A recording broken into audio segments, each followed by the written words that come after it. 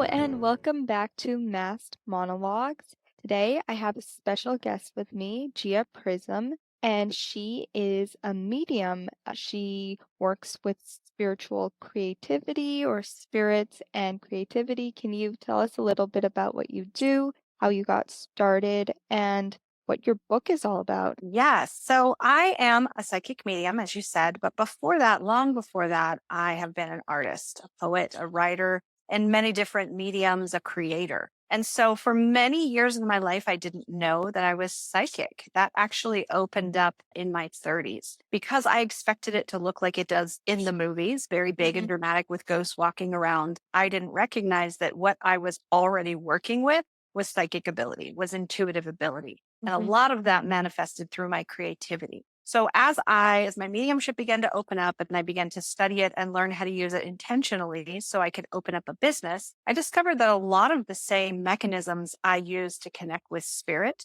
are in fact the same tools and abilities within myself I used creatively.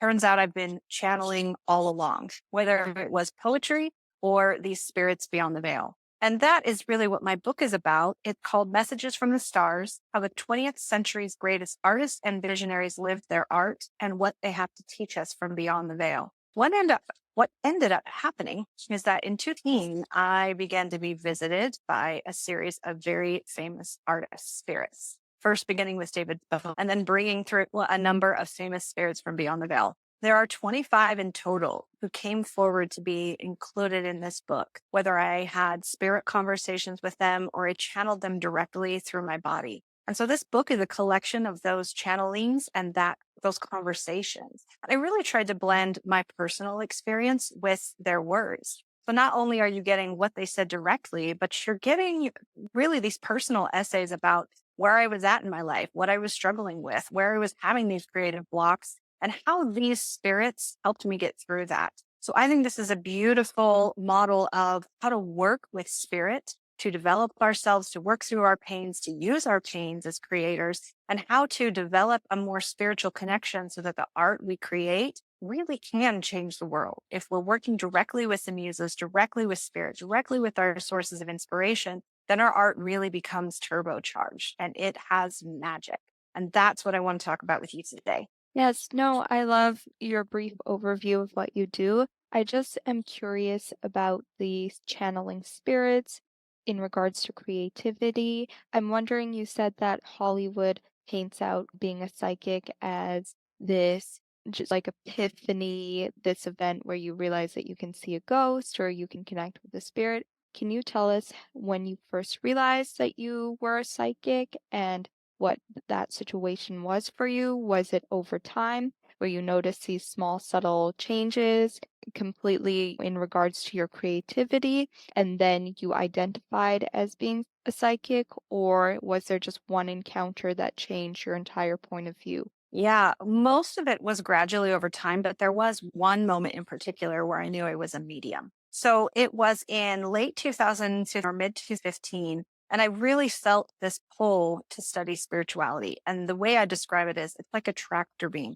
I could not resist this call. It just was pulling me here, read this book, find this blog, talk to these people, go to this conference. I was just led down this path to get into this world of spirituality. I was raised religious. And so this was totally foreign to me. I had no idea where this desire came from, but I couldn't deny it. So I kept following those little breadcrumbs, following the nudges, and I finally felt compelled to open an energy healing business. And the modality I chose is called the emotion code. And I chose it because you don't need to be intuitive at all. You use Mhm. muscle testing or applied kinesiology. There's a little chart. They really designed it so that anyone could use it. And I thought, sweet, I'm not very intuitive, but I really have this desire to help people. So I'm going to use this method. And so it was through using this method.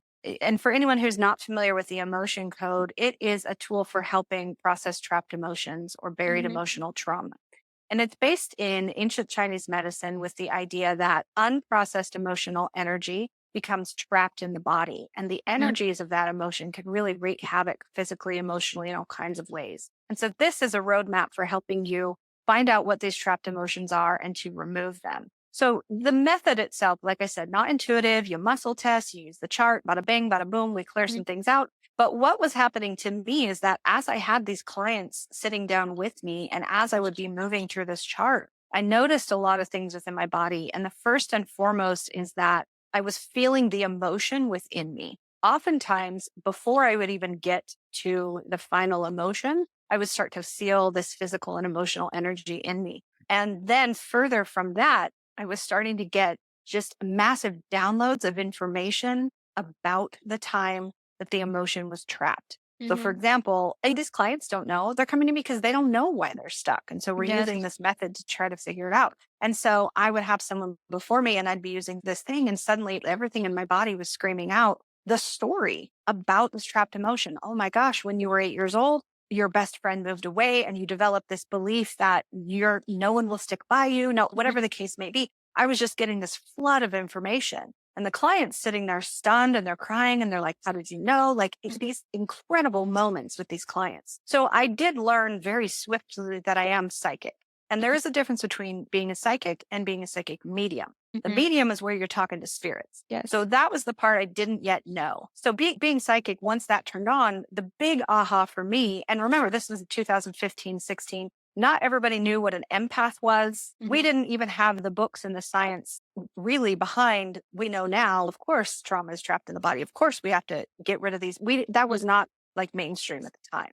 So having all this information was like, oh my God, I'm psychic. That's crazy. But okay, cool. Let's keep going. So Mhm. I remember in particular, there was this one client session in 2016, and she was actually a friend of mine in the neighborhood. And so she came over to my house. Usually I work over Zoom, but this one she came to my house. And so I walked her back to the back room. I went and made sure my kids were all situated and said, okay, mom's going to go to the normal stuff. Yes. And as I was doing that, I noticed a very intense prickling sensation on the back of my neck, that all the hair standing up kind of feeling. Yes. And I was like, this is new. Okay. I'm just trying to keep open, be aware. I knew it would be relevant in the session, but I didn't yet know what it was. And so as we were going through this session, a big part of the modality is you can actually inherit trapped emotions. And so what happened in that moment is as we're going through and I'm finding this trapped emotion and as I was about to say, I feel like this one is inherited. My client said, I've really been feeling strongly that my grandmother has been here with me.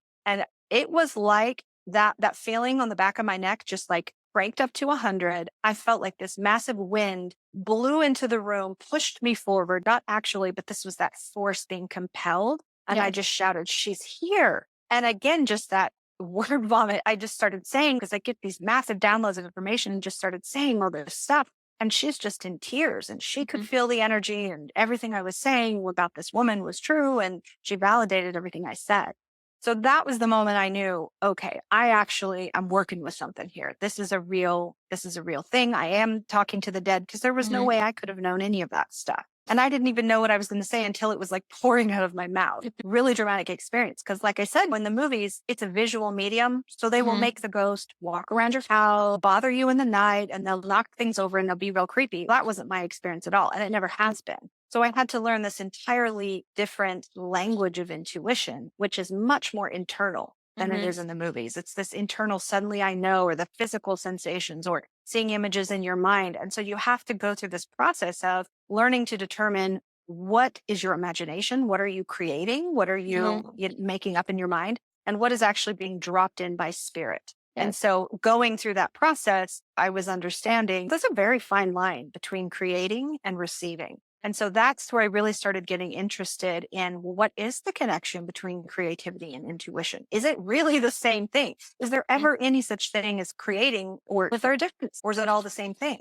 Yes. And do you believe that being in tune with your intuition, the thoughts in your mind, I guess for you, spirits around your atmosphere, does that enable you to be more creative? Is it conducive to creativity? So, do you ever get ghost or a spirit pop around and then you get this intense urge to go to a creative outlet and express yourself?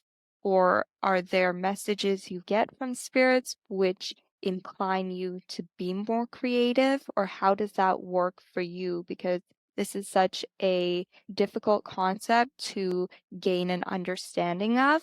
as Yeah. it's not literal. Well, So, for me, it was very literal because this book is actually full of conversations with spirits. So I would feel them enter the room, both physically and have my intuitive senses switch on of I feel who's here, I know who's here, I know what they're going to say. And actually throughout the book, I talk about all the different ways that this manifests because not only is it different from person to person, like the medium, it's different depending on the spirit and how they come through.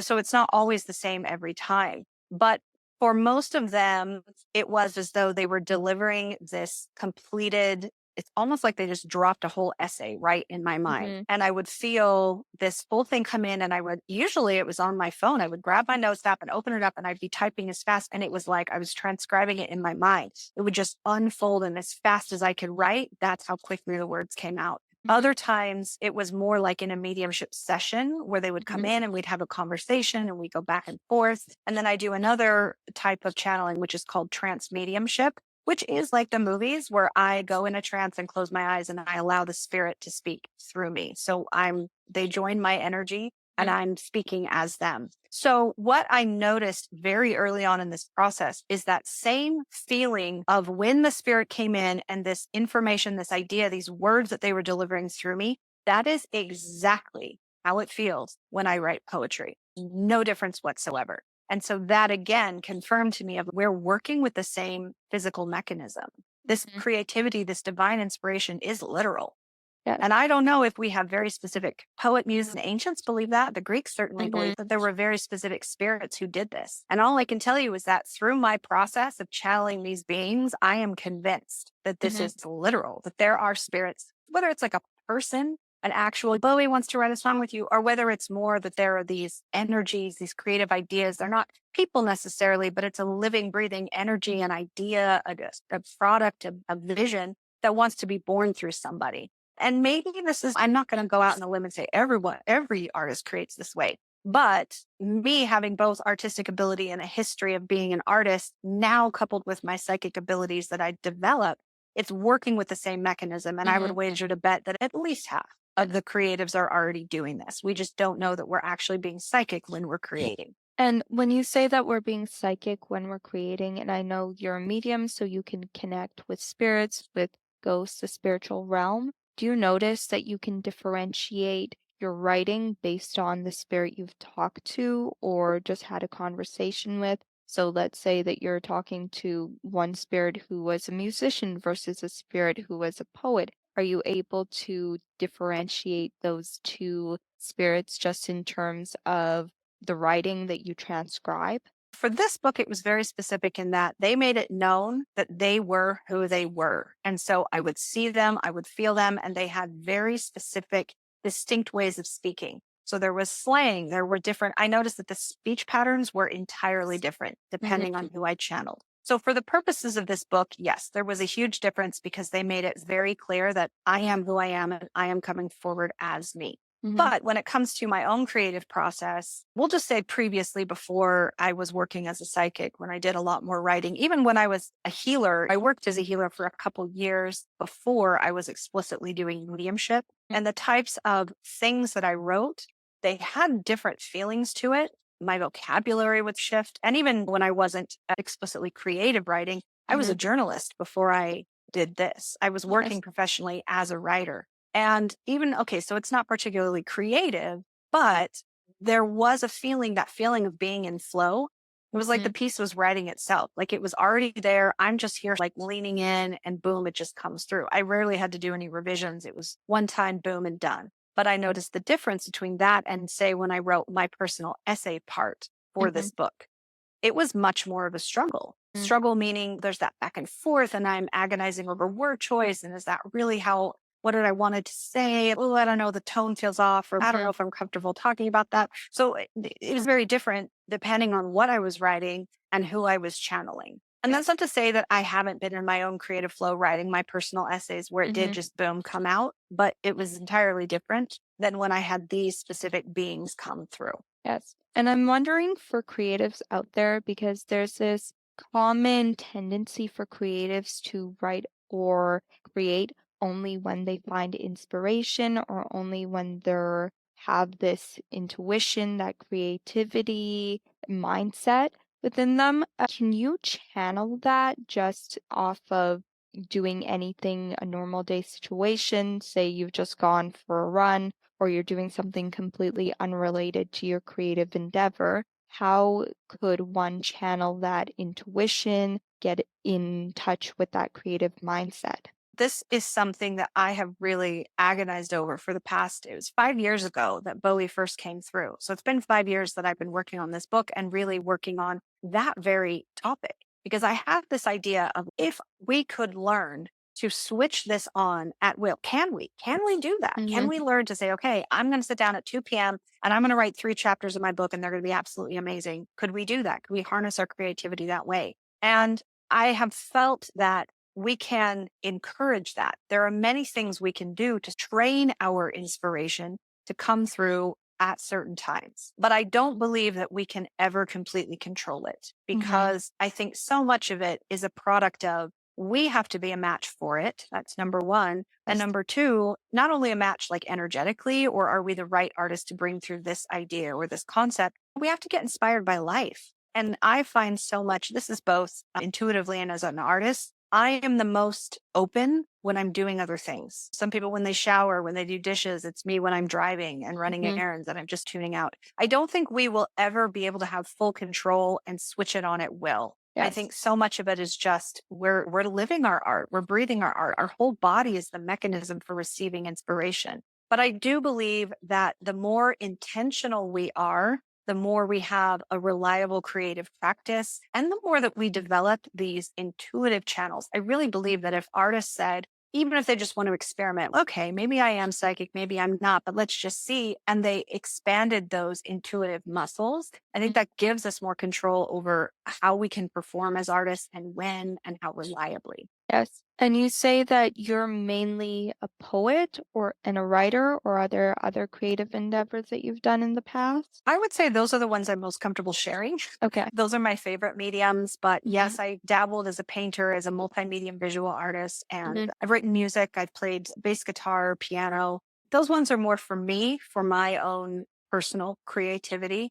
But the things that I feel are the most finished products that I share are through writing. Okay. And you said that I just want to go back to your book. You said that you wrote down these conversations. Once you transcribed these conversations, did you ever refer back to them and maybe edit them, tweak a couple things here and there, or was it just raw? It was raw, and this is why I chose to self-publish and not go with a Mhm. traditional publisher because I wanted them left exactly as is. There were very few exceptions. I want to say 2 or 3, like very few, where I maybe felt like did I get that right? I'm not really sure. And so I would invite the spirit to come back and have a conversation so I could, ask about it and get their permission because these are their words. This is not mine. I'm just the messenger. So yeah, I really kept the integrity of those words intact as best I could. Can you share a couple of tidbits from those conversations and the advice you received from these spirits? Sure. Oh, geez, where to narrow it down? I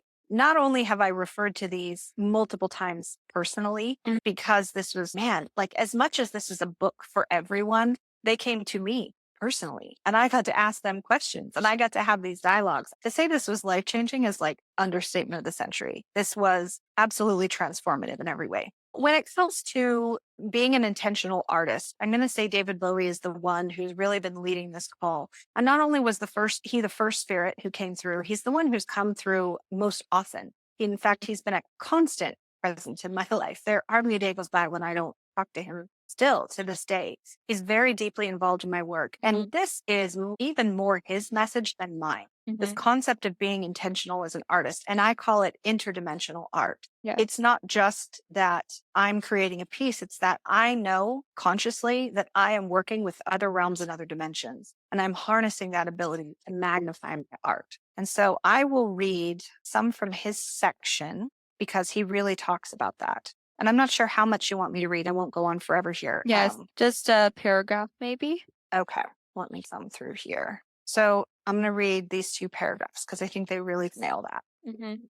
Okay, so this is David Bowie. The process of making art is different for everyone, of course. I can't possibly tell you in broad strokes what it means to create art, but I can tell you that you must learn to understand your own artistic mechanism. And this is a lifelong pursuit. It will change over time and it will change again and again. Once you think you've mastered it, it will be time to start all over again. You can't keep going back to the same old well. You've got to live your life as art. Breathe energy through your cells. Synthesize your inspirations within you. This is the only way to create. Otherwise, it's not creation, it's regurgitation. No, I love that's very informative, it's applicable to all artists out there who want to create. And it's just about, instead of regurgitating what you've heard before, create your own art, live the art that you're creating. And he really pushed me to overhaul my entire life Mm. because being a very creative person my whole life, I was also raised by very rational parents where everything was about, Yes. we're going to set you up for success. We're going to Hmm. be, my dad to this day is extremely analytical and there's a right way to do everything. He's very that Hmm. way.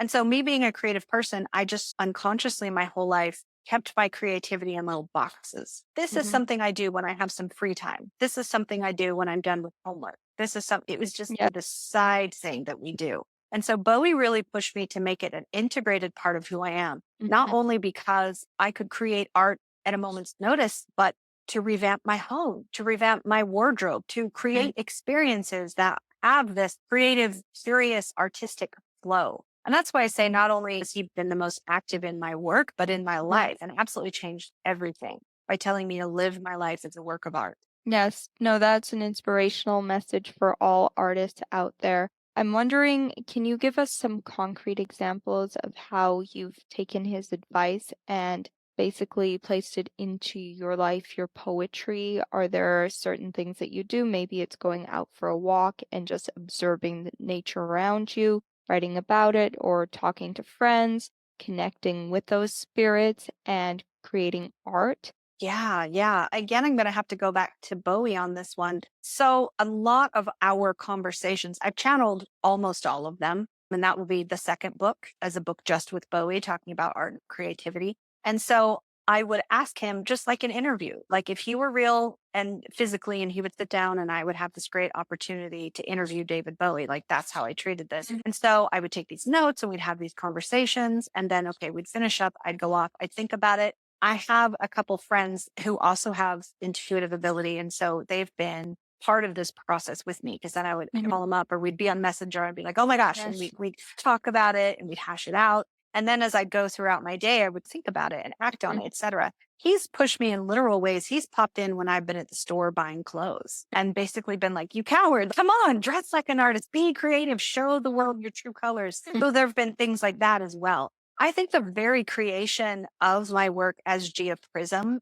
is art because I've taken this mishmash of being an artist, being a psychic, being a channel, and I have made this visual creation. I'm very proud of my website. I designed it myself. I've redesigned it a million Mhm. times. That's another, absolutely one of my arts. I've designed the cover of my book and really just this concept of Gia Prism. She is a mishmash of the things that I'm personally interested in and invested in, as well as things that Bowie has taught me, and then things that I've learned in my years as a healer long before Bowie came through. Because I believe that part of the process of helping artists open up their creativity is to heal, is to work on this emotional trauma, is to clear the body of these trapped energies. I think creative blocks really can come down to emotional blocks. It's the same thing. And so if I apply my work as a healer to artists, specifically helping them unravel their creative blocks, I know this isn't a traditional art like a painting, but this is what I mean by living your life as art and taking these inspirations. It's visual, it's aesthetic,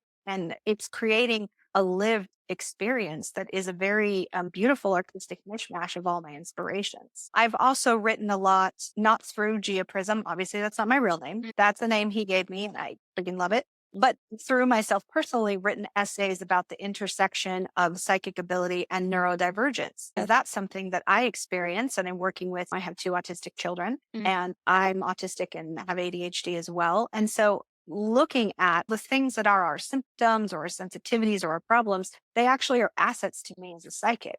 And so taking these two seemingly different things that people aren't really talking about, connecting the dots, I'm talking about it. I'm connecting the dots and Mhm. I'm creating a body of work around this. No, that's a wonderful mission to have. With that, I'd like to wrap up this episode. So if you want to shout out to your website, social media platforms, where can people find you and how have a look into what you do? My website is giaprism.com, GIAPRISM, and my socials, I'm on TikTok, Instagram, and YouTube, and they're all at Gia Prism. And the book is available on Amazon and Barnes& Noble and through wherever you get e-readers. It's both paperback and digital ebook form. Thank you so much. It was wonderful having you on this podcast, and I believe that our viewers will definitely be able to get some great insights from this conversation. So if you viewers, listeners like this episode and you want more episodes like this, please share it with a friend or family member.